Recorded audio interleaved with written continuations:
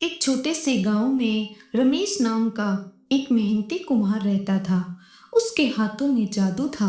वह मिट्टी के ऐसे घड़े मटके और खिलौने बनाता कि लोग दूर दूर से उसे आकर देखते। लेकिन उसकी कमाई सिर्फ इतनी थी कि वह अपने परिवार का गुजारा कर सके। इसी गांव में धनीराम नाम का एक व्यापारी भी रहता था। नाम तो धनीराम, लेकिन असल में वह बहुत लालची था। उसने सोचा, अगर मैं कुम्हार की कला अपने कब्जे में कर लूं तो बहुत पैसा कमा सकता हूँ। एक दिन वह रमेश के पास पहुंचा और बोला, रमेश, अपनी दुकान मुझे बेच दो, मैं तुम्हें ढेर सारा पैसा दूंगा। रमेश हंसते हुए बोला, सेठ जी, यह दुकान सिर्फ मिट्टी और घड़ों की नहीं, बल्कि मेरे पूर्वजों की धरोहर है। मैं इसे नहीं बेच सकता। यह सुनकर धनीराम का चेहरा गुस्से से लाल हो गया। उसने सोचा, अगर प्यार से नहीं मानेगा तो जबरदस्ती से मनवाना पड़ेगा। और फिर उसने एक चाल चली।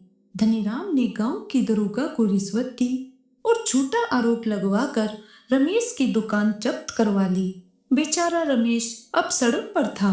वह सोच रहा था, जिस मिट्टी से मैंने अपनी दुनिया बनाई, आज वही मिट्टी मेरी किस्मत को रोंद रही है। लेकिन नीति का खेल देखिए। रमेश ने हार नहीं मानी। वह गांव छोड़कर एक नए नगर में चला गया और वहां फिर से मिट्टी के घड़े बनाने लगा। धीरे धीरे उसकी कला की इतनी प्रसिद्धि हुई कि वह राजमहल तक पहुंच गई। राजा ने जब रमेश के बनाए बर्तन देखे तो वह बहुत प्रभावित हुआ और उसे राजमहल का शाही कुमार बना दिया। अब रमेश अमीर था, लेकिन फिर भी वह ईमानदार रहा। इधर गांव में धनीराम का व्यापार तो बढ़ा, लेकिन उसकी बेईमानी भी। उसने घटिया बर्तन बेचे, जिससे गांव वालों को नुकसान हुआ और वे उसके खिलाफ हो गए। धीरे धीरे उसका व्यापार ठप पड़ गया, कर्ज बढ़ता गया और फिर वही धनीराम अब भीख मांगने की हालत में आ गया। धनीराम उसी नगर में पहुंचा जहां रमेश अब शाही कुमार था। भूखा प्यासा वह एक महल के सामने भीख मांगने लगा। तभी अंदर से एक सेवक आया और बोला, महल के कुम्हार साहब ने आपको बुलाया है। धनीराम चौंक गया। जब वह अंदर पहुंचा तो उसने देखा, सिंहासन के पास एक शानदार पोशाक में रमेश बैठा था। धनीराम की आंखों में आंसू आ गए। धनीराम रोते हुए बोला, रमेश भाई, मुझे माफ कर दो, मैंने तुम्हारे साथ बहुत बुरा किया।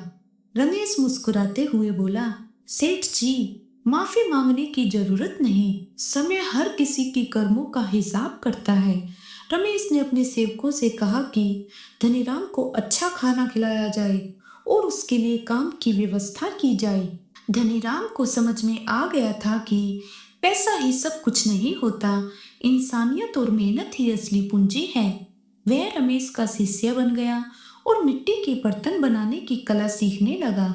रमेश ने उसे कभी अपमानित नहीं किया, बल्कि अपने बुरे वक्त को एक सबक की तरह लिया। इस कहानी से हमें सीख मिलती है, कर्मों का फल जरूर मिलता है। आपको यह कहानी कैसी लगी, कमेंट बॉक्स में जरूर बताएं।